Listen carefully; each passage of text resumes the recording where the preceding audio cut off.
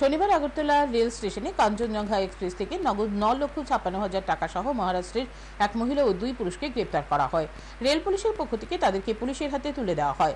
আদালতের নির্দেশে বর্তমানে তারা পুলিশ রিমান্ডে রয়েছে। তাদের স্বীকারোক্তি মোতাবেক পশ্চিম আগরতলা থানার পুলিশ সন্তোষ সীতারাম শিন্ডে নামে এক যুবককে গ্রেপ্তার করে।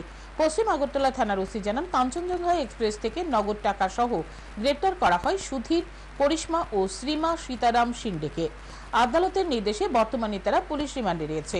তাদের জিজ্ঞাসাবাদ চালানোর পর সন্তোষ সীতারাম শিন্ডের নাম বেরিয়ে আসে। সন্তোষ সীতারাম শিন্ডে রাজধানীর কামান চৌমুহনী এলাকার এক দোকানে কাজ করে। মূলত সে স্বর্ণ গলানোর কাজ করে, পাশাপাশি সে স্বর্ণ ক্রয় বিক্রয় করে থাকে। ধৃতদের স্বীকারোক্তি মোতাবেক সন্তোষ সীতারাম শিন্ডেকে রবিবার রাতে গ্রেপ্তার করা হয়। সুধীর, করিশ্মা ও শ্রীমা সীতারাম শিন্ডে এই তিনজন সন্তোষ সীতারাম শিন্ডের নিকট আত্মীয়। রবিবার রাতে ধৃত সন্তোষ সীতারাম শিন্ডেকে সোমবার আদালতে সোপর্দ করে পুলিশ। জানা যায়, ধৃতরা স্বর্ণ পাচার চক্রের সাথে যুক্ত।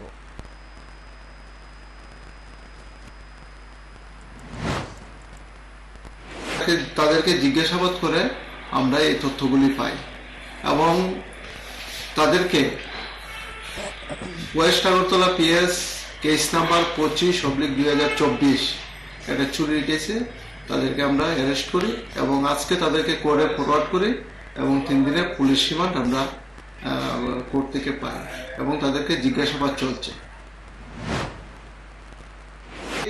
সন্তোষ সীতারাম শিন্ডে, করিশ্মা এবং সুধীর প্লাস সীমা সীতারাম শিন্ডে, তাদের বাড়ি সবার বাড়ি মহারাষ্ট্রে। তারা ওই জায়গাতে আগরতলাতে কোন জায়গাতে থাকতো? সন্তোষ সীতারাম শিন্ডে এখানে গণেশ পাটেল গোল্ড রিফাইনার এই দোকানে কাজ করে।